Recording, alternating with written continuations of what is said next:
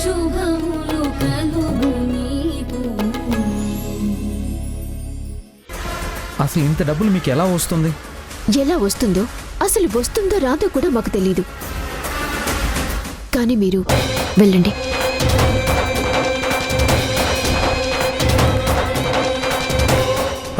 సరే, వెళ్ళిపోతాను. మీరు బాధపడుతుంటే సాయం చేయగలిగి చేయలేక బాధతో వెళ్ళిపోతాను. కానీ మీరు మాత్రం ఒక్క విషయం గుర్తుంచుకోండి, ఆఖరి నిమిషంలో వచ్చి నన్ను అడిగినా నేను సహాయం చేస్తాను. అది మాత్రం మర్చిపోకండి. ఉంటాను.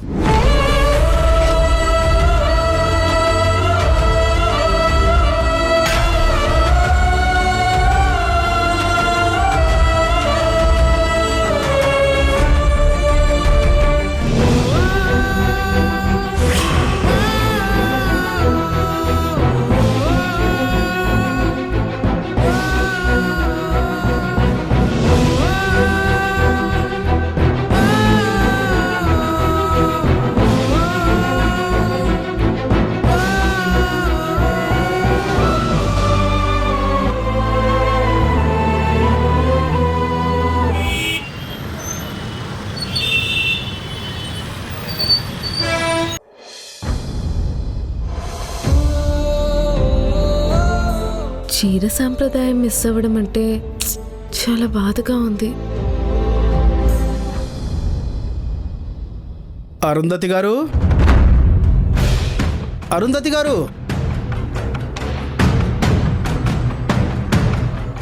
ఎవరండి మీరు?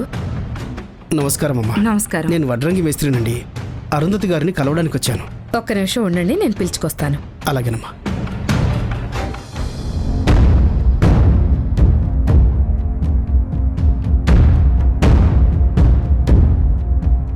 హలో. నమస్కారం అమ్మా. చెప్పండి, ఏంటి నాతో పని? అదేనండి, మీరు నేత మగ్గం తయారు చేయించాలని అనుకుంటున్నారు కదా? అవును.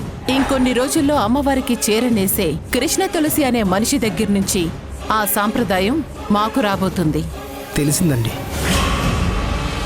ఆ అమ్మవారి చీర మేము ఇక్కడ మా ఇంట్లోనే నేయించబోతున్నాం.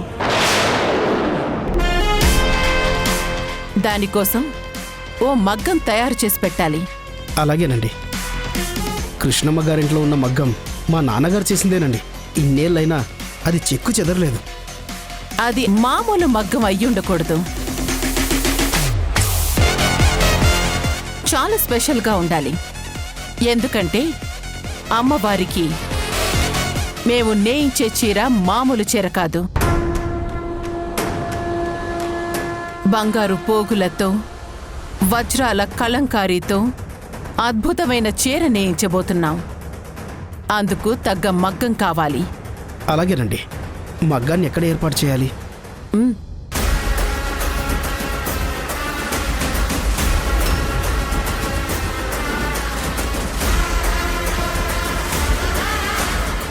ఇదిగో ఇక్కడే ఆ మగ్గం రావాలి.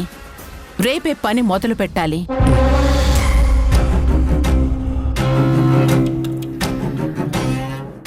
పది రోజుల్లో మగ్గం తయారీ పూర్తవ్వాలి. ఆ తర్వాత రోజు నుంచే ఆ చీరని నేయటం మొదలు పెట్టాలి. నేత పని మొదలు పెట్టే ముందు ఆ మగ్గానికి 4 వేద పండితులతో పూజ చేయిస్తాను.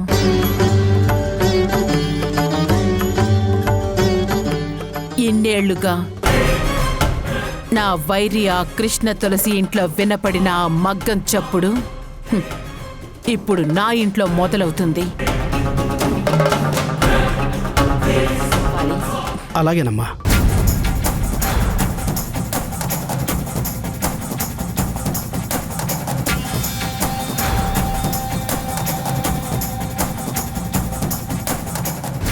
ఎంతో పవిత్రంగా తయారైన ఆ చీరని జాతర రోజున ఈ హాలు మధ్యలో పీఠం వేసి ఆ పీఠం మీద ఆ చీరని పెట్టి వేద పండితులతో పూజ చేయిస్తాను.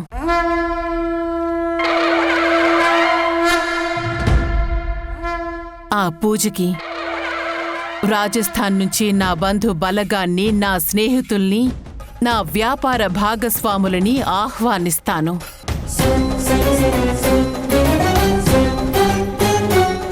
వాళ్ళందరి సమక్షంలో నా పిల్లలిద్దరూ చూస్తూ ఉండగా పండితులు ఆ చీరని నా చేతికి అందిస్తారు. అప్పుడు ఆ క్షణం 25 ఏళ్లుగా కృష్ణమ్మ అనుభవించిన గర్వం నేను అనుభవిస్తాను.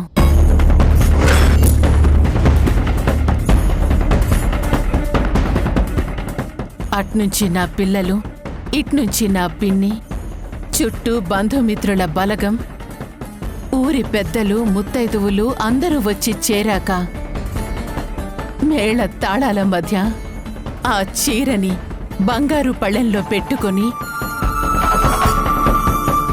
గర్వంతో తలెత్తుకొని అంగరంగ వైభవంగా నేను నడుస్తూ ఉంటే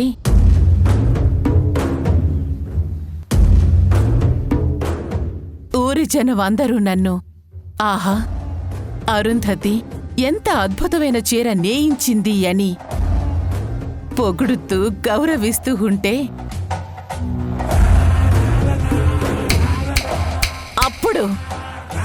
అప్పుడు కదా ఆ కృష్ణ తులసి మీద నేను నిజమైన విజయం సాధించినట్టు.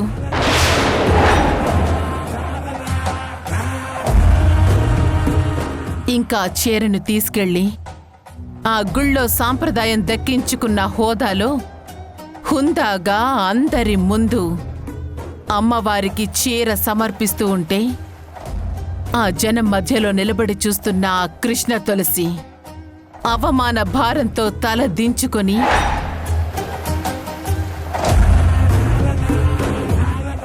నా గొప్పతనాన్ని చూసి కుళ్ళి కుంచుకుపోతూ ఉంటే,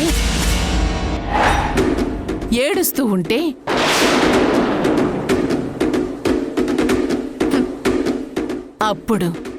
అప్పుడు కదా మా నాన్నని చంపిన ఆ బాధ నుంచి నాకు కొంతైనా ఉపశమనం దొరుకుతుంది.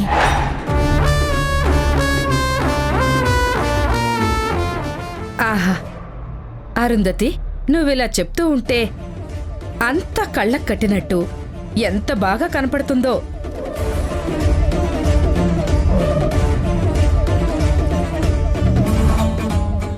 ఆ ఊహతోనే మనసుకి ఎంతో సంతోషం అనిపిస్తోంది.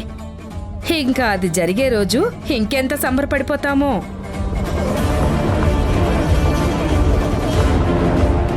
ఖచ్చితంగా జరుగుతుందమ్మమ్మా. అమ్మ కోరిక, నా కోరిక తీరిపోతాయి.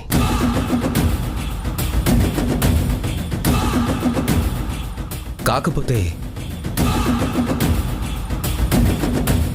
మనం అందరం అంత ఆనందంలో ఉంటే ఈ ఇంటికి దిష్టి తగులుతుంది కదా. అందుకే ఆ దిష్టి తగలకుండా ఒక దిష్టి బొమ్మ మాత్రం మన ఆనందం చూస్తూ ఏడుస్తూ ఇంట్లో కూర్చుంటుంది.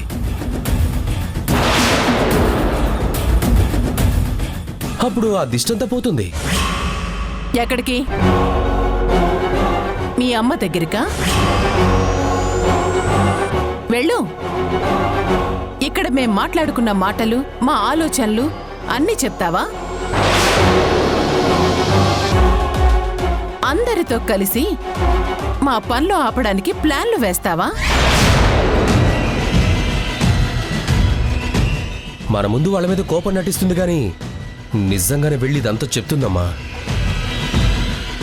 చూడు, నేను చాలా పౌరుషమున్న కడుపులో ఉంచి భూమి మీదకొచ్చాను. చేతగాని మనిషి కడుపులో నుంచి పుట్టలేదు. ఏం జరిగినా ఫైట్ చేయడమే తెలుసు నాకు.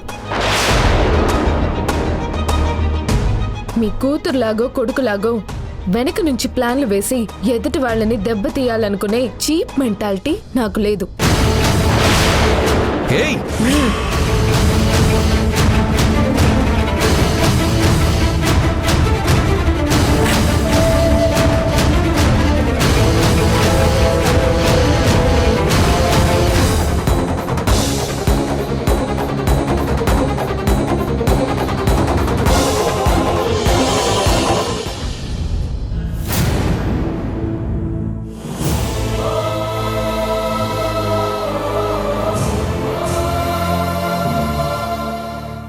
చెయ్యాలి?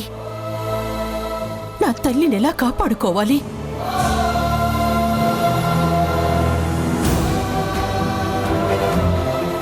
డబ్బులిచ్చినా మనిషి ఊరుకోదు. డబ్బు ఇస్తానన్న మనిషి సాయం మనం తీసుకునే పరిస్థితి లేదు.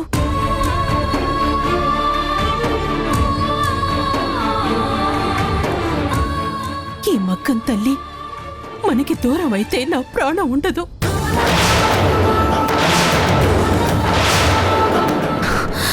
అమ్మా, ఏంటో మాటలు? మనం అరుంధతి అప్పు తీర్చలేమన్న మాట ఎంత నిజమో, నా ప్రాణం పోతుంది అనేది అంతే నిజమమ్మా. అమ్మా, మనకున్న ఆ ఒక్క పొలం అమ్మేద్దామా? కానీ లేని భర్త పొజిషన్ కల్పించుకుని ఆ శేఖర్ దాన్ని అమ్మనివ్వకుండా అడ్డుపడుతున్నాడు కదా. చిచి, పొలం మనకి అచ్చొచ్చినట్లేదు. అప్పట్లో నువ్వు కష్టపడి 10 లక్షలు పోగు చేసి పొలం కొందాం అనుకున్నావు. ఆ ముదనష్టపు పోచయ్య అప్పుగా ఇవ్వమని ఆ 10 లక్షలు ఎత్తుకుని పారిపోయాడు. అదంతా పోయాక మళ్ళీ కష్టపడి డబ్బులు పోగు చేసి ఈ పొలం కొంటే ఇది కూడా ఇప్పుడు అక్కడికి రాకుండా రాజ్యం లేని రాజుని చేస్తుంది మనని.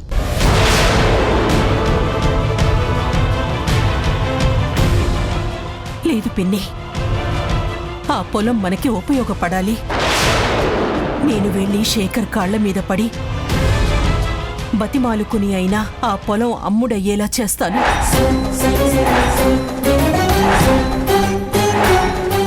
శేఖర్తో సంతకాలు పెట్టిస్తాను. కృష్ణమ్మ గారు,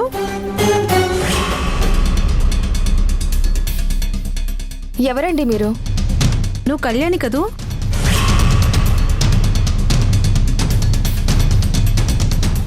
వారాహి, సునైనా? ఊరు మరి చుట్టల్లా అందరి పేరు బాగానే చెప్తున్నావు గాని అసలు ఇంతకీ ఎవరు నువ్వు? నేను నాగమణి గారు, మాధవిని, కొత్తపేట మాధవిని. కొత్తపేట మాధవి అంటే 5 ఏళ్ల కిందట కొత్తపేటలో చీటీలు నడిపిన మాధవియేనా? అవునండి, నేనే. ఓహ్, నువ్వేనా? మేం గుర్తుపట్టలేకపోయాం. ఎలా గుర్తుపడతాం? అప్పుడేమో ఎముకల గూడు మీద చర్మం కప్పినట్టు సన్నగా రివటలా ఉండేది. ఇప్పుడేమో జీడిపప్పు పెట్టి బాగా మేపినా పందెం కోళ్ళ కండ పట్టింది. ఇప్పుడు గుర్తుపట్టడం కష్టమే. మీరు గుర్తుపట్టకపోయినా మిమ్మల్ని అందరినీ నేను గుర్తుపట్టగలను. నా చిన్నతనం నుంచి మీ ఇద్దరిని చూస్తూ పెరిగాను. వీళ్ళ చిన్నతనం నుంచి వీళ్ళని చూస్తున్నాను. ఎలా మర్చిపోగలను? సరే, ఇప్పుడు మీరు మా ఇంటికి ఎందుకు వచ్చారు? మీ అప్పు తీర్చే దారి చెప్పడానికి.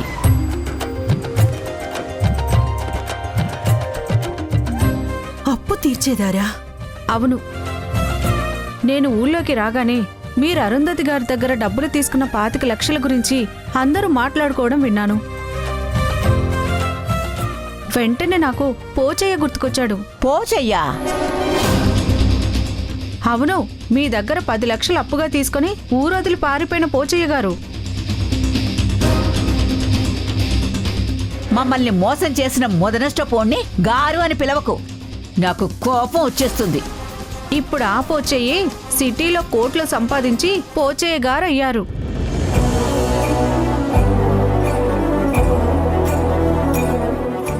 అప్పుడు మీ దగ్గర తీసుకున్న 10 లక్షలకి ధర్మవడ్డీ వేసుకున్నా ఇప్పుడు 25 లక్షల కంటే ఎక్కువే అవుతుంది.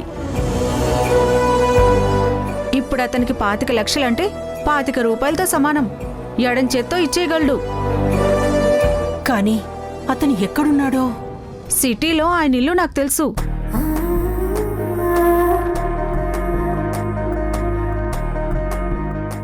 అవును, నేను రేపు మధ్యాహ్నం హైదరాబాద్ బయలుదేరుతున్నాను. మీలో ఎవరైనా నాతో పాటు వస్తే మిమ్మల్ని పోచయ్య గారింటికి తీసుకెళ్తాను. అతను మిమ్మల్ని చూడగానే మీ డబ్బు మీకు ఇచ్చేస్తాడు. ఒకవేళ అసలు అప్పే తీసుకోలేదంటే? అతనికి ఇప్పుడు డబ్బు కంటే పరువే పెద్దది. అంత పెద్ద బిజినెస్ పర్సన్ ఇలాంటి చిన్న విషయాలకి అనవసరంగా గొడవ పెంచుకోడు. ఎందుకంటే అతను మీ దగ్గర డబ్బు తీసుకుంది నిజం కాబట్టి, మీరు అతన్ని తేలిగ్గా వదలరనేది కూడా నిజం కాబట్టి.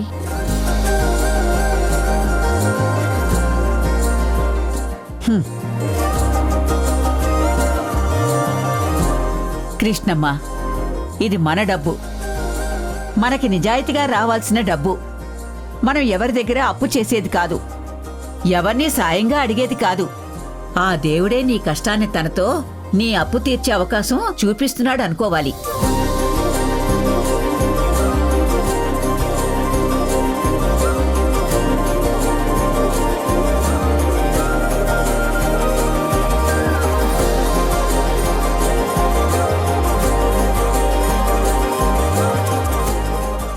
అలాగే అలాగే పిన్ని.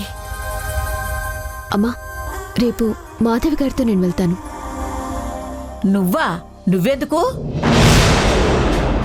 అవును పిన్ని, వారాహియే వెళ్ళాలి. తనైతేనే అన్నీ కరెక్ట్గా మాట్లాడుతుంది, డబ్బు తీసుకుని జాగ్రత్తగా రాగలుగుతుంది.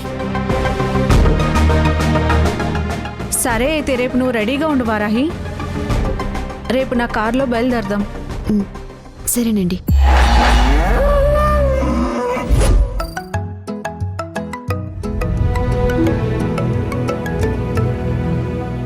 మొదటిసారి మా ఇంటికి వచ్చావు, కాస్త మాతో 4 ముద్దలు తినేళ్ళమ్మా.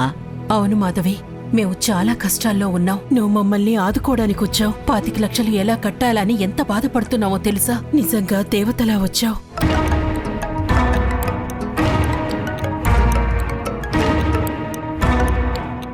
మా కోసం తిను. వద్దండి, మీ అప్పు తీరిపోయి మీరు హ్యాపీగా ఉంటే చాలు. నన్ను బలవంత పెట్టకండి.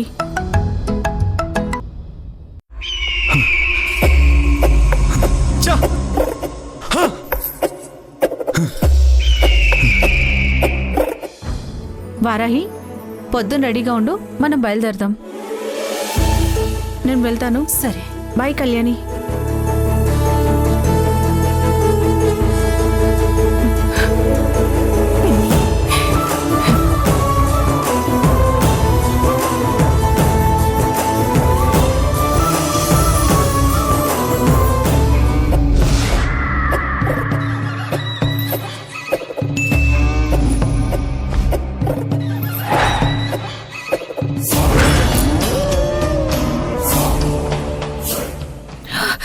నా ఫోన్ లిఫ్ట్ చేయకపోతే నేను చేయాల్సింది చేసేస్తాను.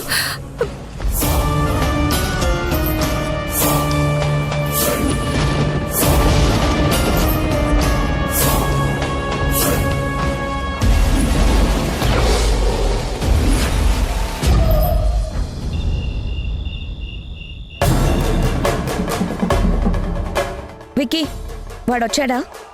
ఎవరు? కుమార్ గాడా? పొద్దున్నే పంపించాను అప్డేట్స్ కోసం, ఇప్పటి వరకు ఫోన్ కూడా చేయలేదు.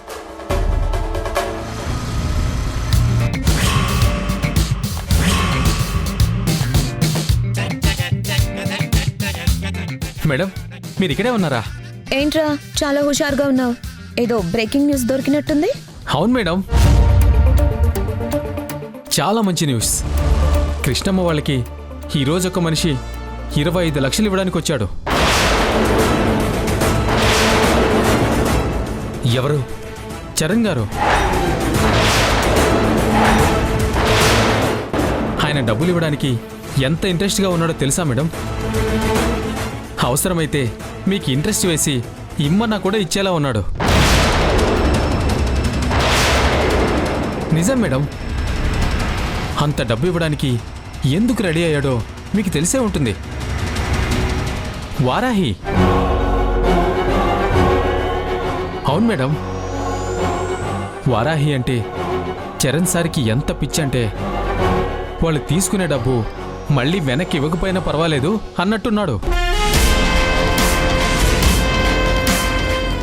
నాకెందుకో వాళ్ళిద్దరినీ చూస్తుంటే వాళ్ళిద్దరికీ పెళ్లి కల వచ్చిందనిపిస్తోంది.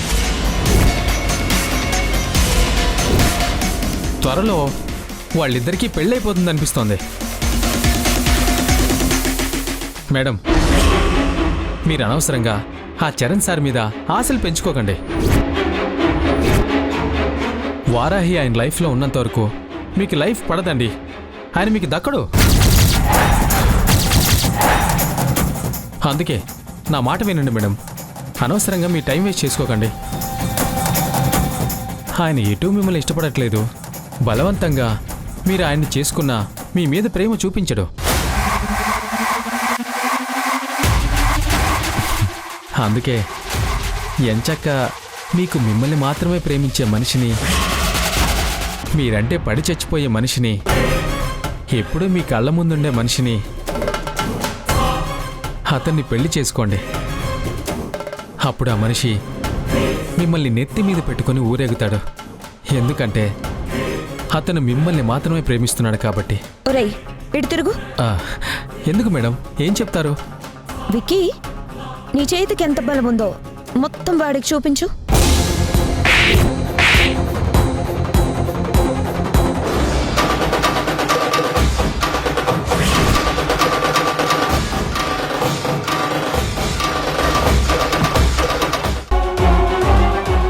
నమస్తే అరుంధతి గారు. నమస్తే. మిమ్మల్ని నేనే రమ్మన్నాను.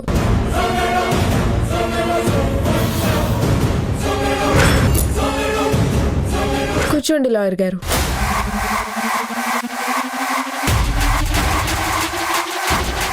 నీకు లాయర్తో పనేంటి? విడాకులకి కోర్టుకెళ్తున్నాను.